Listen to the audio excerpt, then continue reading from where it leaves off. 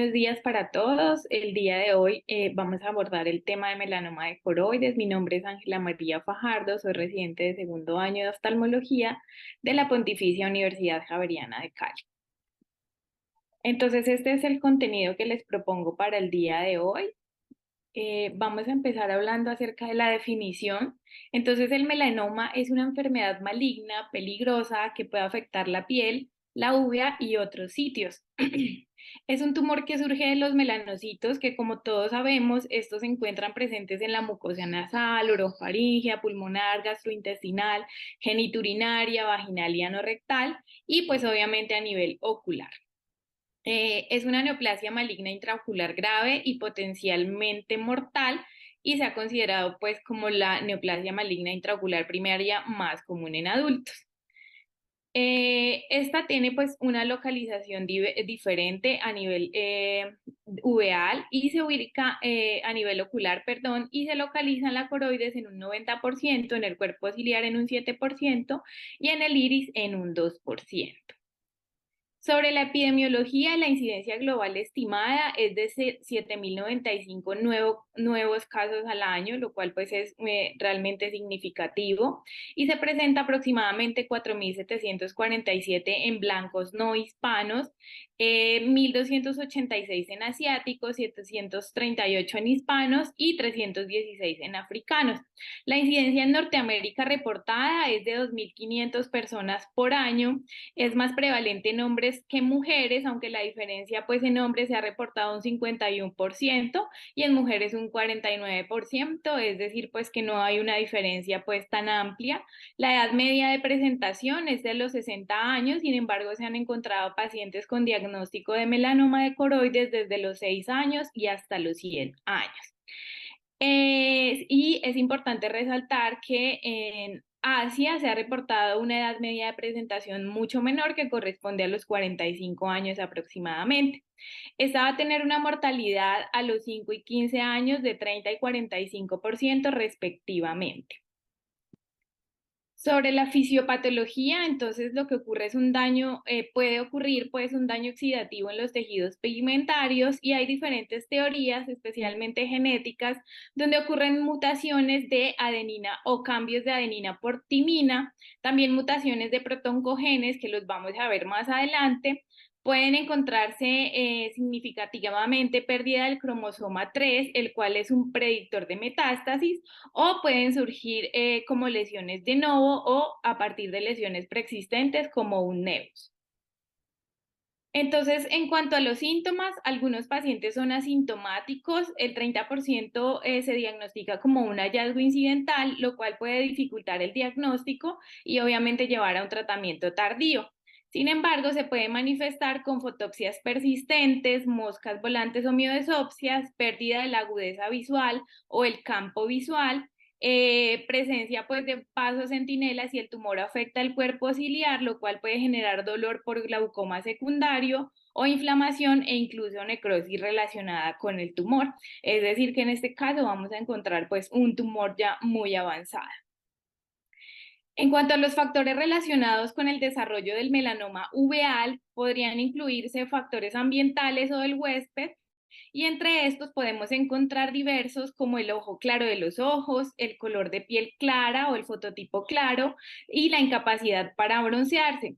También se ha encontrado que la exposición UV intermitente a soldadura por arco es un factor de riesgo significativo y se encontró que la exposición UV a rayos solar pues no tiene ninguna relación con la enfermedad. También la presencia de melanocitosis ocular u oculodérmica congénita o denominada pues nevus de Ota, que es una pigmentación epiescleral y cutánea grisácea que se puede presentar a menudo con hiperpigmentación uveal y tiene un riesgo de por vida de 1 en 400 de melanoma uveal en personas caucásicas especialmente. Otros factores predisponentes son las presencias de un nevocoroideo preexistente, el cual se debe hacer un seguimiento constante.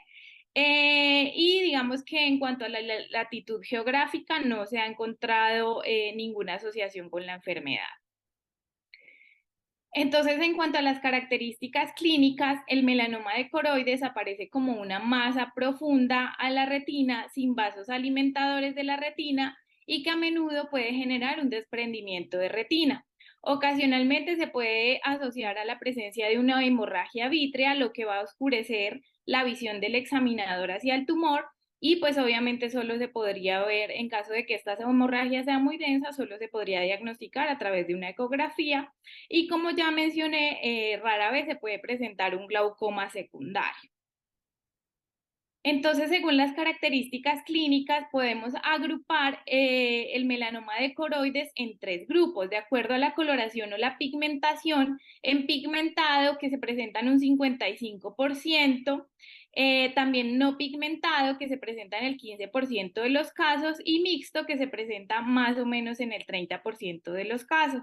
Tenemos también una clasificación según la configuración, que puede ser en cúpula o en domo, que es la mayoría, que se presentan en el 75%. También puede ser en hongo, que se presenta en el 20%, y este aparece cuando el tumor atraviesa la membrana de Bruch y se genera una especie de herniación en el espacio subretinal, generando una apariencia bilobulada del tumor, como pues vemos en la imagen histológica inferior derecha. También tenemos que puede ser difuso, que se presenta en un 5% de los pacientes, y este generalmente es plano y se puede confundir con un nevus coroideo, y vamos a ver más adelante que podría tener un peor pronóstico. Y finalmente se divide de acuerdo al tamaño, que puede ser pequeño de 0 a 3 milímetros, mediano de 3.1 a 8 milímetros y grande mayor a 8.1 milímetros. Es importante que pues ellos catalogan como la dimensión media de 11.3 milímetros con un grosor medio de 5.5 milímetros. Sin embargo, esto pues era lo que se encontraba en el pasado. Hoy en día, como hay un diagnóstico más temprano en la enfermedad, realmente el tamaño de los tumores encontrados puede ser inclusive de 4.5 milímetros y se espera que en el futuro sea de 4 milímetros aproximadamente, pero no es porque deje de crecer, sino porque se hace un diagnóstico más precoz. Entonces, sobre la detección del melanoma de coroides, los doctores Shields, que son mundialmente reconocidos porque establecieron esta mnemotecnia que hoy en día nos ayuda a la detección temprana del melanoma de coroides y la diferenciación con el nevus, con la premisa de que encontrar el melanoma ocular pequeño utilizando estos consejos útiles diariamente. Entonces, el nevus coroideo y el melanoma coroideo de pequeño tamaño pueden mostrar características similares o superpuestas, incluidos el tamaño del tumor, el color, la localización, los cambios relacionados en el fondo de ojo, como la presencia de líquido o fluido retinal y el pigmento naranja. Es por eso entonces que los doctores Shields, a través de esta mnemotecnia, identificaron 8 características clínicas que lo que van a hacer es predecir el riesgo de transformación de nevus a tumor, y por cada característica encontrada en el paciente se va a impartir 3 veces más riesgo de transformación de tumor. Entonces, en ese orden de ideas, pues se debería hacer un seguimiento más precoz en estos pacientes. Ahora los vamos a desglosar. Entonces, el primer factor de riesgo corresponde al espesor o el grosor del tumor, y esto se ha relacionado con la probabilidad de generar metástasis del melanoma de coroides, encontrando que de acuerdo al tamaño o al espesor, menor a 3 milímetros tiene un 10%, de 3 a 8 milímetros un 23%, y más de 8 milímetros un 52% de riesgo de metástasis a 10 años. Tenemos también pues el fluido o líquido subretinal, que se puede encontrar adyacente, inferior o a distancia de la lesión, y que se puede encontrar pues tanto en nevus como en melanoma, pero ya significa pues que tiene un alto riesgo de transformación. Los síntomas ya los mencionamos, incluyen pues visión borrosa, fotopsias, miodesopsias y presencia de escotoma periférico. Y los melanomas pues tienen también frecuentemente un pigmento anaranjado en la superficie del tumor, que corresponde a acúmulos de lipofusina situados sobre el epitelio pigmentario de la retina, y se puede observar mejor en la autofluorescencia, como vamos a ver ahora. Los márgenes corresponden a menor a 3 milímetros de la localización del borde de tumor referente al nervio o al disco óptico, y esto puede indicar que es un melanoma maligno más agresivo. Y en la ecografía ocular, la hipogenicidad en el centro del tumor, pues es un indicativo de riesgo de cambio de transformación a melanoma o de presencia de melanoma de pequeño tamaño. La séptima es la ausencia de halos y la última pues es la ausencia de drusen en el examen. Entonces vamos a ver que la forma más confiable de realizar el diagnóstico es clínico. Sin embargo, pues esto se debe realizar a través de un observador experto que tenga pues una mejor experiencia en el tema. Y pues aquí vemos pues otras localizaciones diferentes al melanoma coroideo que también hay que revisar, no solo enfocarse en la parte de la retina, sino también realizar exámenes como la gonioscopia, donde nos podemos reportar pigmento, no presencia de tumor, pero sí pigmento, lo cual nos puede indicar que hay un tumor también en la parte anterior del globo ocular y va a tener un peor pronóstico. Y también se debe hacer una transiluminación que nos permite clínicamente ver el tamaño del tumor y definir pues ya qué tipo de riesgo tiene la lesión. Entonces aquí podemos ver un melanoma coroideo pequeño con pigmentación anaranjada, pero que se encuentra próximo al disco óptico, lo cual lo convierte pues en una lesión de mayor riesgo. Tenemos acá una lesión o un melanoma amelanótico con pigmento anaranjado y algunas zonas hiperpigmentadas que se podría considerar como mixto. Aquí tenemos un melanoma coroideo de tamaño pues mediano con un desprendimiento de retina exudativo asociado. Y aquí tenemos un melanoma coroideo en forma de hongo que se extiende, como ya les mencioné, a través de la membrana de Bruch. Y aquí tenemos un melanoma amelanótico con una invasión pues ya de la retina con un ruedo o un halo de color oscuro o negro que puede ser una sangre, presencia de sangre subretinal en este paciente. Entonces, adicional a la parte clínica, se deben hacer ayudas diagnósticas. Dentro de estos tenemos la ecografía ocular, que es una excelente herramienta diagnóstica y reconoce tumores mayores a 3 milímetros, identificando una masa o un montículo en forma de champiñón con una reflectividad interna baja moderada y que puede generar una sombra acústica a nivel escleral. Aquí les traigo una tabla que es un resumen de las características de los diagnósticos diferenciales que se pueden realizar a través de los hallazgos a nivel de la ecografía ocular y se encuentran pues como las características en el melanoma de coroides, en el nevus coroideo, en el hemangioma coroideo, en la metástasis coroidea y en la degeneración macular relacionada con la edad, pues que no las voy a mencionar, simplemente las vamos a dejar aquí. Tenemos entonces que otras ayudas son las fotografías de fondo de ojo, que aquí pues podemos ver en la imagen G un melanoma en forma de cúpula que es amelanótico y estos son los que principalmente deben diferenciarse de metástasis. Y la angiografía con fluoresceína lo que nos ayuda es a diferenciar el melanoma de otras condiciones. Además, evalúa la neovascularización secundaria, la presencia de isquemia y el crecimiento, que es muy importante en este tipo de lesiones. Digamos que su limitación se puede encontrar si hay opacidad de medios y ya en la imagen derecha, que es el angiograma, vamos a recordar que el pigmento naranja se ve hipoautofluorescente y las drusas que están ahí como más que todo periféricas se ven hiperautofluorescentes. Tenemos también la tomografía y la OCT de dominio espectral que presentan pues unas imágenes de profundidad mejorada y nos permiten ver los detalles del EPR y de la retina. Es útil en lesiones que no se pueden diagnosticar a través de la ecografía de pequeño tamaño como inferiores a 3 milímetros y aquí podemos ver pues como la forma de domo, una superficie suave, un signo que se conoce como Shaggy photoreceptor y lipofusina subretiniana. También detecta líquido subretinal, que como ya les mencioné, es de alto riesgo encontrarlo, y evalúa tejidos profundos como la coroides y la esclera. Entonces aquí también les traigo una tabla que resume los hallazgos en la OCT del melanoma de coroides con otros diagnósticos diferenciales como el nevus, metástasis y el hemangioma. Y aquí vamos a recordar que las metástasis son de color amarillo cremoso, no van a presentar drusas y ya sabemos que el melanoma pigmentado o amelanótico puede o no presentar drusas, igual que el hemangioma, pero el hemangioma va a presentar un color naranja rojizo.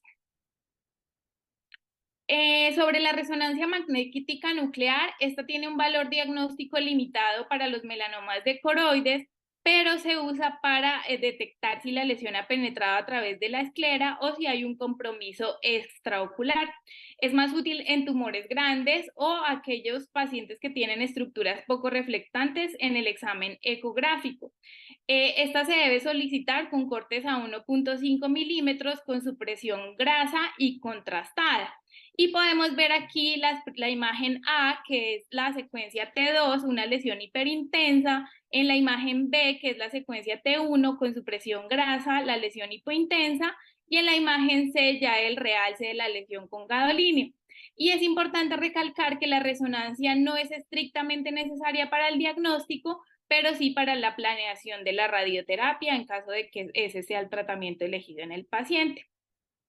Sobre la biopsia por aspiración con aguja fina, tenemos que hay algún grado de controversia donde Quivela y colaboradores consideran que se debe realizar para diferenciar del nevus y Singh y colaboradores indicaron que la biopsia por aspiración no debe utilizarse debido al riesgo de diseminación del tumor.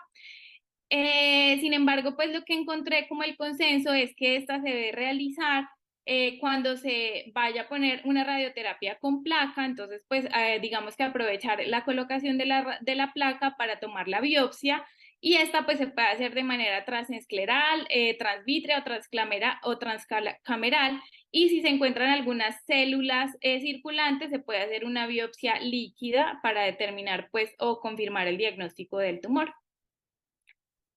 El estudio genético pues es muy importante en todas las enfermedades, incluida pues el melanoma uveal, y los genes que se resaltan en rojo son los más frecuentemente encontrados en melanoma de coroides. Esta enfermedad también tiene una fuerte asociación a la monosomía del cromosoma 3, el cual tiene un riesgo de metástasis de 50% a los 3 años, que es muy alta, pero también puede tener mutaciones del cromosoma 1, del cromosoma 6 y del cromosoma 8. Se han utilizado aquí perfiles de expresión génica para la evaluación del ARN y la evaluación de estas mutaciones. Y esto, digamos que esto se debería realizar en pacientes que tienen familias con predisposición a melanoma de coroides, ya que la herencia es autosómica dominante, pero en este momento nosotros no lo tenemos disponibles y se está pues como investigando nuevos biomarcadores serológicos, pero realmente no existe una aplicación clínica de estos biomarcadores claras hasta el día de hoy.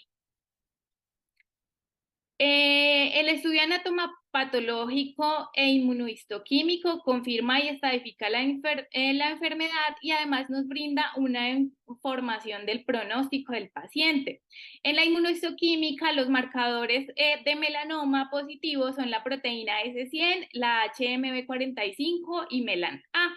Y tenemos que la histología, pues, también se relaciona con la mortalidad, la cual está aumentada si se encuentra en el reporte de patología la presencia de células epitelioides, un alto recuento mitótico, asas cerradas en el tejido conectivo y una alta densidad de linfocitos y macrófagos. Dentro del diagnóstico diferencial del melanoma de coroides tenemos el pseudomelanoma, que corresponde a condiciones que pueden simular clínicamente un melanoma, lo que puede generar dudas en el diagnóstico.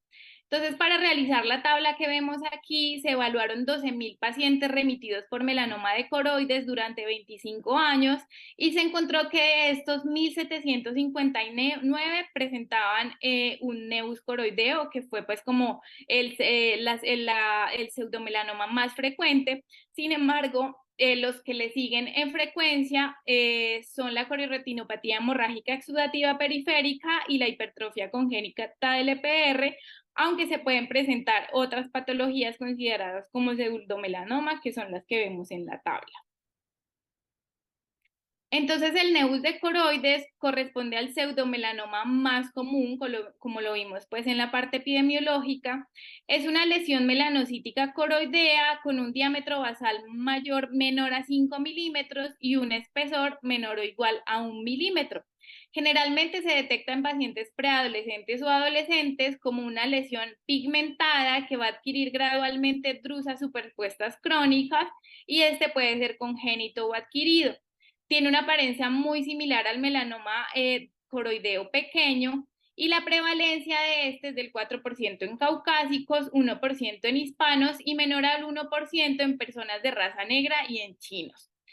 El riesgo de transformación estimada del nevus de coroide a melanoma es de 1 en 8.845 en la población blanca, y los factores de riesgo que se han encontrado para la presencia de nevus de coroides son altos niveles de estrógenos o un índice de masa corporal alto, y se ha encontrado que un factor protector es la vitamina C, que disminuye pues la incidencia de la presencia de nevus coroideo. Este se va a diferenciar del melanoma, pues porque su tamaño va a permanecer estable, mientras el melanoma va a crecer con el tiempo, y pues ya vimos como todas las características clínicas que las va a diferenciar. Traje este artículo que me pareció importante, fue publicado en el 2021, y este artículo busca valorar los métodos diagnósticos en la identificación del nevus coroideo y los factores de riesgo de transformación a melanoma de coroides, y pues el papel de la inteligencia artificial en esta identificación. Entonces ya hemos hablado en otras charlas que el enfoque de la inteligencia artificial es el aprendizaje automático a través de algoritmos en un software, a partir de pues una alimentación o un conjunto de datos, y estos modelos pueden ser supervisados o no supervisados. El modelo que se estudiaba aquí era un modelo entrenado, supervisado, y pues se ha encontrado que la inteligencia artificial es excelente para clasificar enfermedades, incluyendo el nevus de coroide y los factores de riesgo para transformación, o los que presentan características de bajo o alto riesgo. Entonces, esto se alimentó como de fotografías normales y fotografías con nevus de coroides, y la predicción, pues digamos, del riesgo de transformación ha sido muy buena.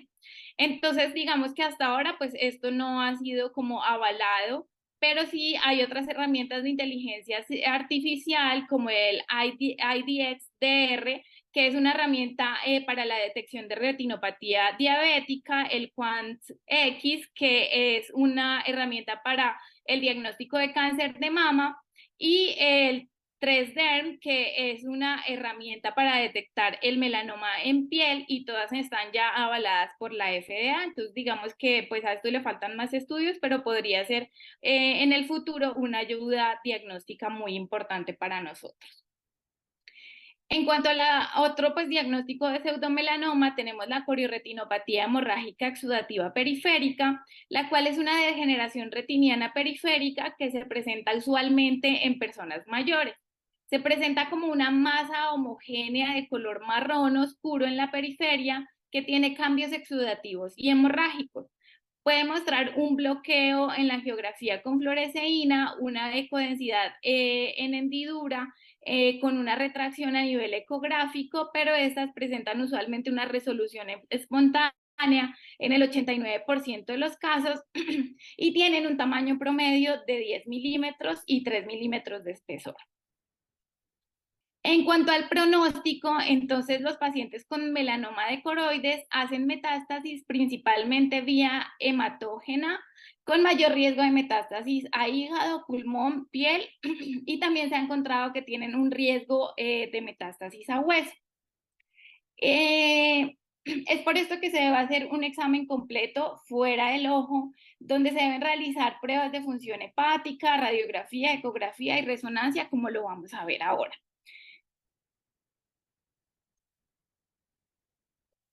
Entonces, los factores de mal pronóstico y los predictores de metástasis que se han encontrado son la localización a nivel del cuerpo ciliar, un gran tamaño tumoral, ya que a mayor tamaño del tumor, mayor riesgo de metástasis, una configuración difusa o plana, estos han tenido más o menos un 10% de riesgo de metástasis, que en las configuraciones no difusas, que tienen un riesgo de 2% de metástasis a 2 años.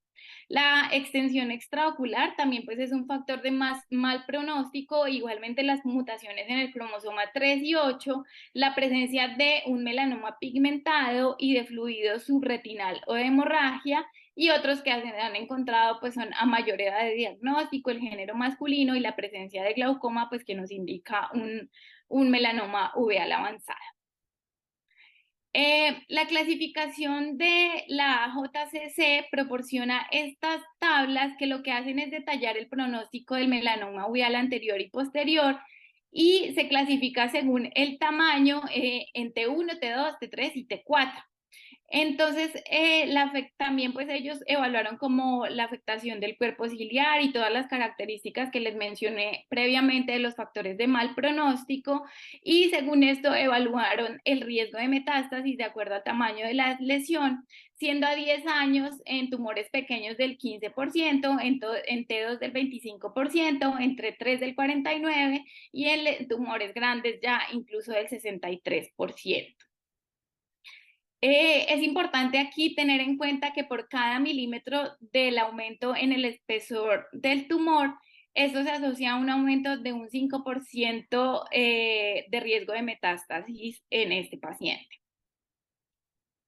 Entonces, al momento del diagnóstico se debe hacer una estadificación de la enfermedad y un abordaje multimodal para evaluar el compromiso distal al ojo, y se debe inicialmente realizar una función hepática completa, un TAC de abdomen y pelvis contrastado, igualmente una tomografía de tórax y de tejidos blandos en el cuello, una resonancia magnética cerebral, una ecografía de hígados y vías biliares, y hoy en día pues está indicando una tomografía por emisión de positrones solo cuando hay sospecha de compromiso linfático, porque se puede encontrar lesiones metastásicas a zonas pues donde son más infrecuentes estas metástasis del melanoma uveal.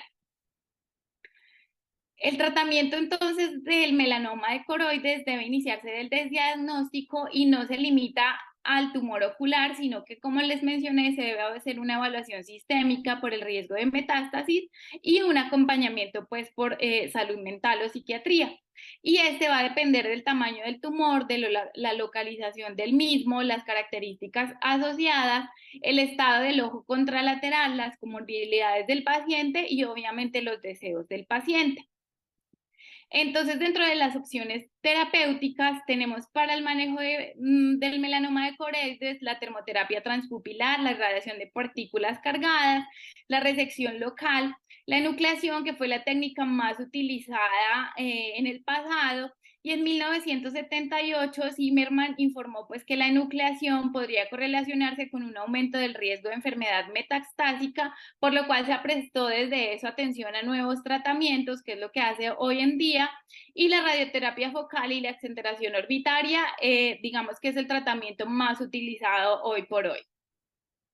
Entonces, digamos que el tratamiento se clasifica en dos tipos, por decirlo así. Uno que es la preservación del globo ocular, que se puede pues, realizar con radiación, terapia láser o cirugía, y otro con ausencia o retiro del globo ocular, y aquí pues tenemos entre estos la enucleación, que esta hoy en día se sigue realizando en caso de que el tumor es de gran tamaño, lo cual pues no es susceptible, por ejemplo, a un tratamiento con placa, si hay crecimiento extraocular extenso, que el paciente tenga una poca probabilidad de mantener la visión o que tenga un ojo ciego doloroso.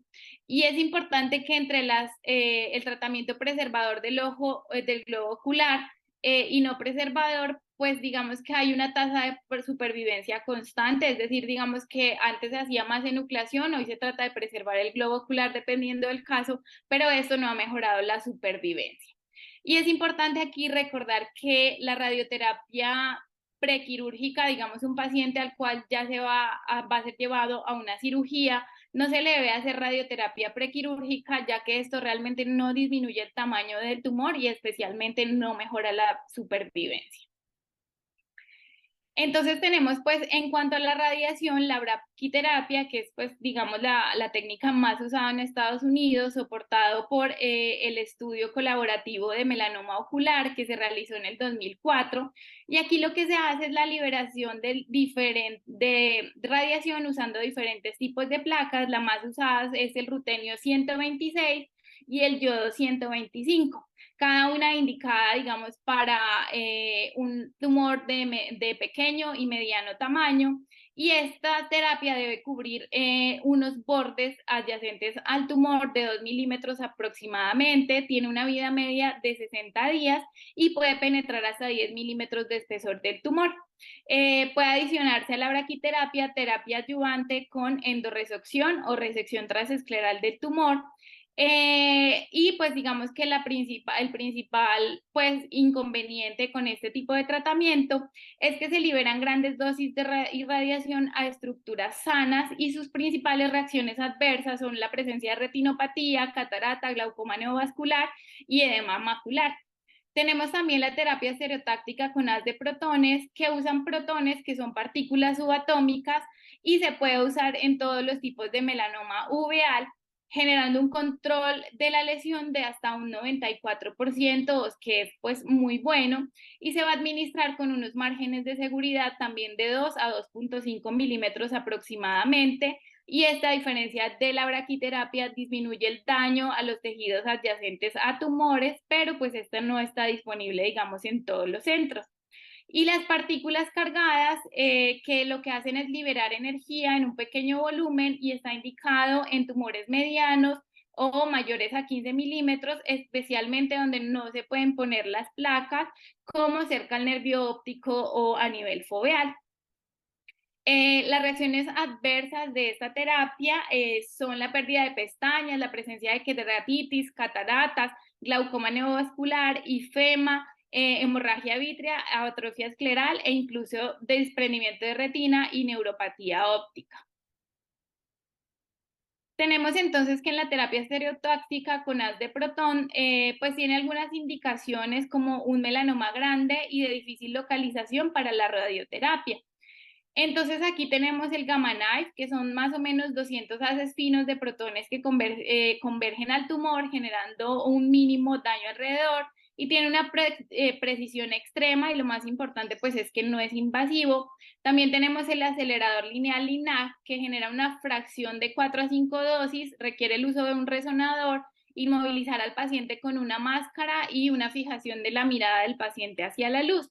Y tenemos también el CyberKnife, que es muy similar al Gamma Knife y usa un sistema robotizado para el tratamiento.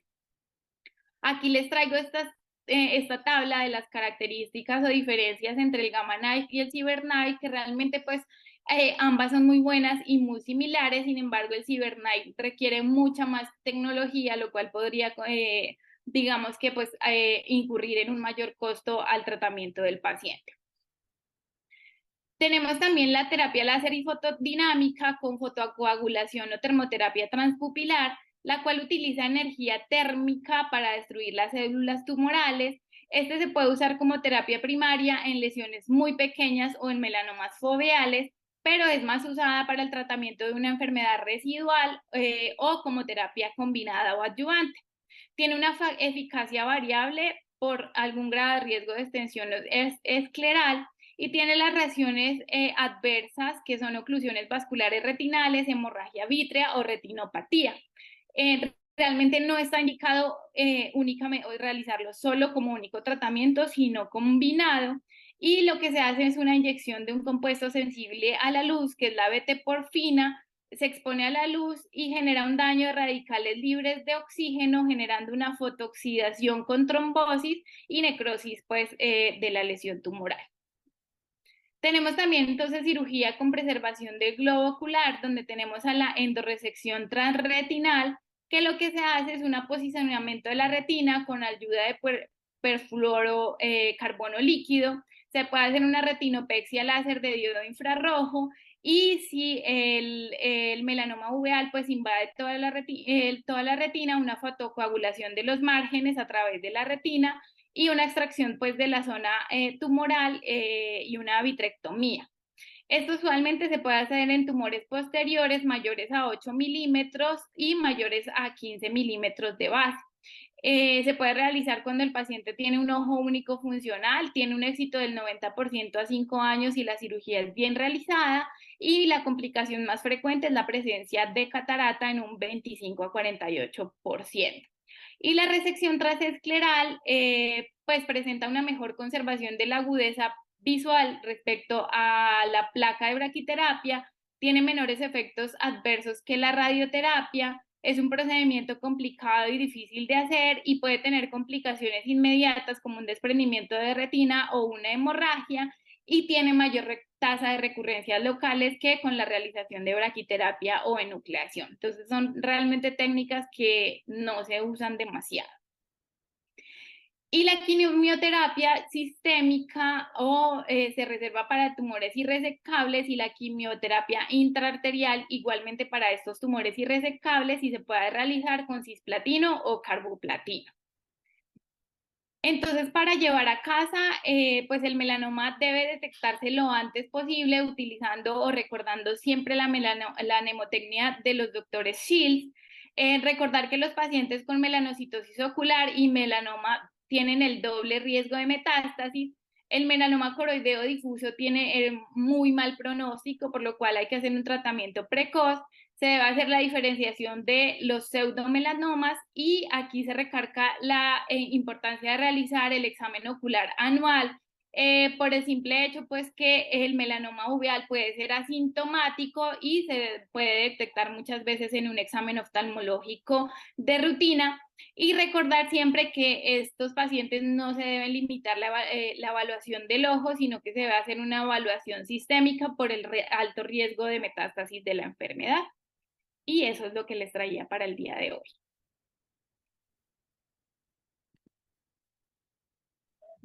Bueno, muy bien. Muchas gracias. Muy buena revisión, muy completa. No sé si Carolina Alarcón esté por ahí, que sería más apropiada para hacer comentarios. Pero lo que yo les puedo decir en cuanto al diagnóstico es que lo que yo he visto en errores diagnósticos tiene que ver con hemorragias subvesicales pigmentarias. Eh, particularmente asociados a HP, coreografía de disografía hemorrágica del periferio. Inclusive, recuerdo mucho un caso de una escleritis que produjo hemorragia en polo posterior y unas hemorragias oscuras, elevadas, y en ambos casos los pacientes fueron llevados a eran melanomas marcados y una ecografía confirmatoria en sus comillas. Otros diagnósticos que he visto confundir son el CIRPE, la hipertrofia congénita del epitelio pigmentario. He visto pacientes que han sido aterrados por el oftalmólogo. Les han dicho que tienen un tumor, que es el óvulo, es una hipertrofia del epitelio pigmentario. Entonces, como lo hemos dicho en otros tumores, pues siempre tener el cuidado, fecha, va a ser el diagnóstico de un tumor muy seguro. Antes de aterrorizar a un paciente, o inclusive meterlo en un tratamiento, pues que suele ser muy agresivo.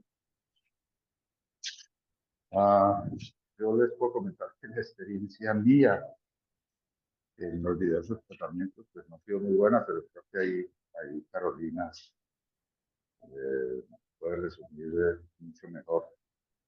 Por ninguna de las modalidades de tratamientos hechas aquí y hechas en otras partes me ha impresionado mucho la utilidad o el valor del tratamiento. Desde luego que muchos han sido casos muy avanzados.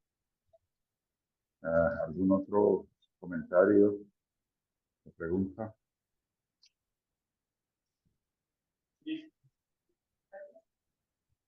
Bueno. Entonces, muchas gracias, doctor. Bueno, doctor, muchas gracias. Después, ok, finalizar.